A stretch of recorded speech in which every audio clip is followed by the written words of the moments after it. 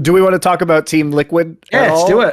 Because you just played, obviously, the best of 5, which was only 3 games. Although, you probably should have won some of those games. We should have won game 1 and 3. Especially game 3.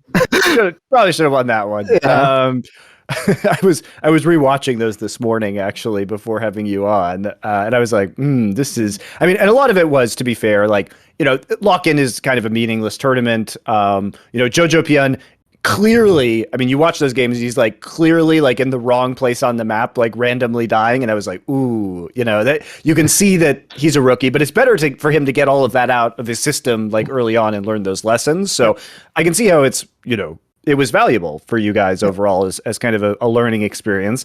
Team Liquid still, despite how good they have looked, has been rotating their roster throughout lock-in. Right now we're seeing, I think they have to play Hansama Ayla because how can I put this? Bwipo is a very unique player, and Bwipo currently has 30% of the team's deaths, but he's also the highest damage top laner, and he kind of just he's like an all-in motherfucker. He plays crazy. He's going in that fight. He's going to do a ton of damage, but he's definitely going to die while he does it.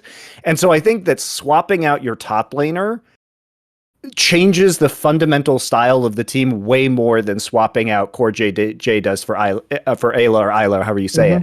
Because obviously Corejj is significantly better, but it's not going to warp the game in the same way that Bwipo just has a gravity well around top lane and just draws everybody into him. And it's still wild though when you say you're taking out the multiple time MVP of the league to just enable Bwipo to fucking potentially in top lane.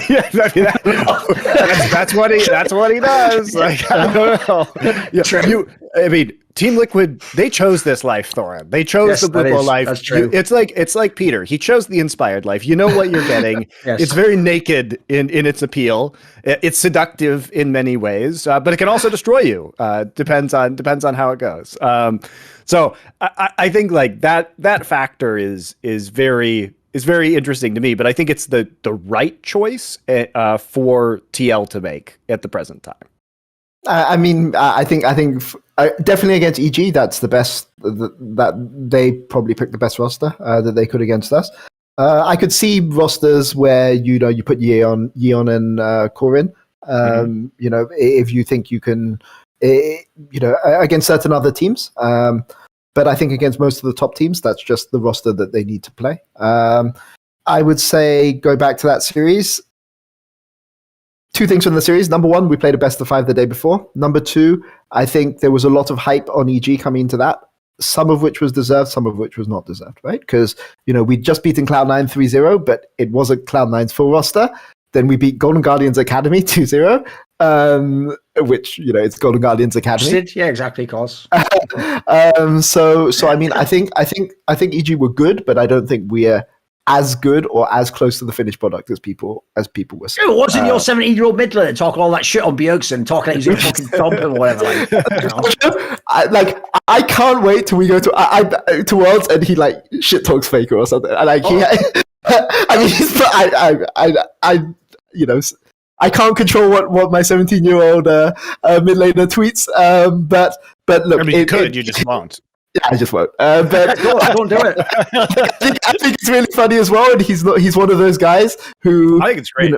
He gets mad. Jojo gets mad at me when I'm too soft. So his first bad day of scrims, I think it was the 3rd day of scrims. We'd smashed the first 2 days, and then the 3rd day was really bad. And he came to me after scrims and was like, "Why is everyone being so nice to me? I play like shit. Why are you guys doing that? Do you think I can't secretly take it?" European? I mean, his parents are Korean, so probably just real old school parents in that sense, right? They're just by default. People don't know. Again, if people are Westerners and they think this is exaggerated, in Korea, parents will just literally just say it in a matter of fact way to a kid, like, "You're a bit fat right now, and why would anyone want you if you can?" They'll just straight up say that shit just to be fair. That's their approach. It's like they're shaming that culture, isn't it? I mean, you can say it. You can say it to even your friends. I mean, people say it on the fucking broadcast of LCK. Yes. They'll be like, Wolf, have you been eating, like Wolf the player, not Wolf the current caster, but they would be like, Wolf, have you been eating too many mandu, which are like dumplings right now? And he's like, haha, I have been. It's like, it's totally appropriate to comment on people's like performance or physical, physical appearance. But I agree. But there's two things that I think were really important from that were really big from the TL series, right? Obviously, number one, our meta read wasn't the best. Game one, I think that we had like a meta read from scrims because it was a new patch, right? So finals played on a new patch. Cloud9 series doesn't count because it's their academy team. So it's a new patch. We didn't have the best read of the patch because our scrims, like we won almost every single scrim that week. So we just thought, okay, we can play whatever early game stuff we want. It just doesn't matter. We're just going to win anyway. So I think that came into it a little bit. I think our second game draft was bad. I think our first game draft was fine, but the fact that the first game was so close led to us being pushing the limits more in the second game. And third game, when you're 0-2, like things change a little bit, right? So I think that's a little bit on us as coaching staff, something that we could have maybe adjusted. We did adjust for game three. Game three was a lot closer. It came down to a very close team fight. And I think also, those plays that Jojo goes for, he's a bit like Jizuke in that sense. He will go for the high risk plays, and sometimes they'll look insane and sometimes they won't, right? And that's just who he is as a player. But I think the difference is that when Jojo dies doing them, unlike Jizuke, half your gold doesn't go with it. Right. Yeah. A pretty big bonus. That's true. But also, I think like Jojo learned a little bit about Bjergsen in that series as well. Because like Bjergsen has this, he's not going to shit talk in the same way that some like Perks or Wonder or Kazi or all these European shit talk. But he was shit talking in his own way, and like that was good, right? It was good because nobody else was willing to do it in that entire tournament, which kind of made me a bit sad. At this point in time, you have to understand, it's like in the NBA, he's got the old man game, like he's obviously not the youthful sprite with all the athleticism, but he's just going to back you down the whole way, do a dodgy move that probably should be a foul, and then just beat you 9-8. It'll beat you 9, and you'll go, oh, I almost got him, and it's like, yeah, just join the back of the queue, mate. There's many people in that story. And, as you say, you don't straight trash talk him when you're the old wise guy. What you do is you give him a pat on the butt and go, but nice tries, young fella, get him next time. And then you just walk off out the room like a legend. Exactly. There's stuff that Jojo can learn from Bjergsen, but I will say, the way that.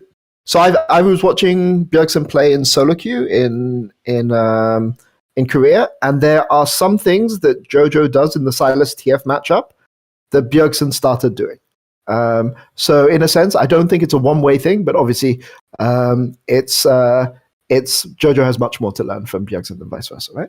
But I think that having them both in the league, scrimming against each other, playing each other in stage, prepping for each other, is going to make them both better, right? And it's a case of how fast can Jojo bridge the gap. So I think it's really interesting to see how if we look at kind of Faker's legacy and what we saw from Faker at Worlds, which is that Faker was. And to be fair, in his career, he's oscillated between more carry and supportive styles. Obviously, like the season where he just played Lulu was very famous, like back in the day, even when he was arguably at his peak. And I mean, even looks like, last few days he's been fucking around with Soraka, seems like. Now, obviously, LCK was off this last week for Lunar New Year, but who knows if that's going to become a thing. But if Faker played, it wouldn't surprise me at this point in time. But we've already seen like 3 games of Zilean from Bjergsen coming into this year. And it just seems like a lot of these players are willingly, and part of it is definitely, as you stated earlier, that it's very meta viable to kind of take a backseat as a mid laner right now or play that more supportive role. Mm-hmm. But it seems like in Bjergsen's return, we're seeing a lot more of the kind of play that we saw from Faker at Worlds, which was really like playing a solid laning phase, being a stable core, and then really enabling a lot of the side lanes through self-sacrifice a lot of the time, which is, although we've seen the Zilean in the past, it feels different this time, and it feels more like Bjergsen is taking that page out of Faker's book at this point in his career. No, I think that's fair. The problem is that if you are going to play that style, sometimes it can lead you to being a bit passive in the early game if your jungler isn't willing to go full hyper carry and smash people, right? And Faker always, in his later years after Bengi had junglers who were willing to go primary carry, right? And not good ones, but sure. Sure. but willing to try it. But Santorin, if there's ever been a criticism of Santorin, it's that's the weakest part of his game. Santorin is considered to be the supportive jungler. So you can do that kind of thing, but if a team plays against you and says, okay, go play your supportive mid laner, we're going to just play to outscale you. Like you could argue 100 Thieves did this weekend. It can sometimes be a bit difficult to play that playstyle. Doesn't mean it can't be done, but you need to have like a really psychopath top laner in bot lane, which they do, in fairness. So maybe it can work. But you need pressure and agency from your early game jungler, right? Or I don't think it works. But what's your take on why Bjergsen is so good on Zilean specifically in LCS? Because for some reason I've noticed that I've seen other people try the picks and support and mid, but like he does seem uniquely like players don't really know, either they don't know what to do against him or they just forget when they play against him specifically. So I think people don't must be telling them going in, watch out for this, but you can tell they're forgetting the game or something. So I tend not to go hyperbole too much, but like he got murdered in that game 3 against Jojo. He was like down a level and a half, and support roam mid like 4 times to try to three times to try to salvage that laning phase, right? So I don't think he's been punished that hard by picking Zilean. But the thing about Zilean is really, really good late game in hyper scaling AD carry metas where your AD carry has range advantage. But the problem is your laning phase is complete garbage. And because your laning phase is garbage, you're going to be behind in the mid game. So the question is, how do you bridge that gap? And I think the reason he's able to get away with it in North America is people don't punish that hard in lane. They're not trying to go for 1v1 kills that aggressively or things like this. And the mid game, too many teams make too many mistakes in the mid game. And again, as Monte was saying earlier, we should have won that third game, but we made a mistake, right? So it happens, and then Zilean outscales because they have longer range AD carry. Yeah, the primary issue is like Zilean is arguably one of the best late game champs in the game, and so you just can't let him be even or even slightly behind. Like I think what we saw at Worlds when he tried to play it is like there was just that was a meta where I'm trying to remember back to 2020, but that was a meta where Lucian was an extremely high priority pick, and like Lucian shits on Zilean, and like we saw that when it came to playing against international mid laners.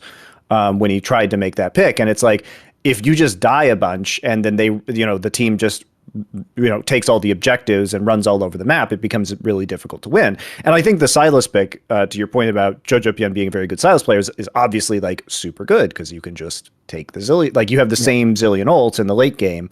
And it wasn't like you guys definitely should have won game 3. Like the comp was good, the early game, but you had a substantial lead in the early and mid game. And it was just kind of a throw. That I assume will be rectified with time, but also it doesn't really matter because it's lock-in, right? Yeah. This is a learning time. Yeah, but you never want to lose 3-0. I mean, sure. But yeah. So I think that's the difference. Also, it's a bit about playing against. Like I'm not convinced we used Zilean that many times in that series either. I think it was mainly Zin. So maybe we can adjust a bit how we want to approach team fights and that kind of thing. So. By the way, for the record, my favourite Zilean TSM draft was, of course, the one they had against Gen G, where Bjergsen was mid on Zilean, and then he just put Spick on Italy and just said, have fun with that, mate. Just play against fucking Koreans. Enjoy this game. Nightmare Simulator if you're a fucking joker, by the way. Yeah. Enjoy that game. Fucking hell. Give me a break. Actually, can you imagine seeing Soraka versus Zilean mid later? Week 4, when that matchup happens. Oh my god! Please no. People. It's a cursed monkey paw. You wish to avoid the Corki victim meta, and now you get Soraka Zilean. Oh man, you get Ivern. You get Ivern mid. Yeah, people better hope that this isn't the meta, guys. You don't want every game to be Soraka, Ivern. Zilean, Janna, Smite top. Like you will be very sad in a few weeks if that's the case. I mean, it's fun now, though. I will say it's really, really fun trying to prep for all of these different things. I don't know if Riot are going to allow Smite top Janna, but I don't mind it being a one champion thing. It's not bad being in the game, but maybe that's my Janna top one trick stuff talking. I'd be sad if they nerf it, but I mean, I think like at a certain point, it doesn't make sense to allow non-junglers to even select Smite. Yeah, okay, that's fair. Like, it seems like it's not really a controversial change, is it, to just not allow it, Monte? I know.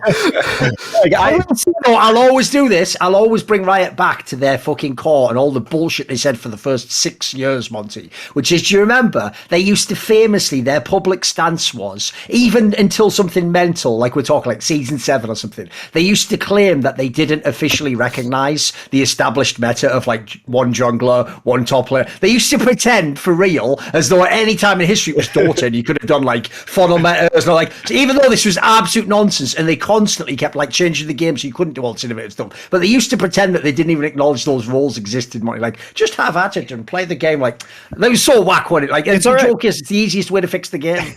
It's also, I mean, it lines up with the rest of their philosophy, because being owned by Tencent, they don't really recognize the sovereignty of Taiwan either. So it all lines up. At least they're keeping it real.